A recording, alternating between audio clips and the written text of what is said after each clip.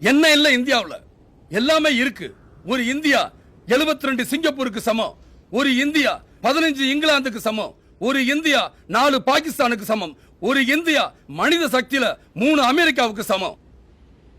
அமெரிக்க ஜனத்தொகை 28 கோடி, இந்திய ஜனத்தொகை 102 கோடி. 28 கோடியில ஒரு எடிசன், ஒரு ஆபிரகாம் லிங்கன், ஒரு பில்கேட்ஸ் இருக்கும்போது 102 கோடியில 3 பில்கேட்ஸ் வேண்டாம், ஒருத்தர் கூட இல்லையே. ஏன் செருப்பு தச்ச ஆபிரகாம் லிங்கன் அமெரிக்கா ஜனாதிபதியா வந்தார். இங்க எத்தனை ஆபிரகாம் லிங்கன் இன்னும் செருப்பு மட்டுமே தச்சுக்கிட்டு இருக்காங்களோ தெரியல. அது ஏன் நம்மளால சாதிக்க முடியல? பணம், எல்லாத்துக்குமே பணம். கேவலம் விளையாட்டுல கூட லஞ்சம். ஒவ்வொரு நாட்டுக்காரனும் ஒலிம்பிக்ல எத்தனை தங்க பதக்கம், எத்தனை வெள்ளி பதக்கம்னு கணக்கு போட்டுக்கிட்டு இருப்பான். ஆனா இந்தியாவுல மட்டும்தான் பதக்க பட்டியல இந்தியா பேராவது வராதான்னு ஏக்கத்தோட பாத்துக்கிட்டு இருப்போமே. ஏன் இங்க திறமசாலிகள் இல்லையா?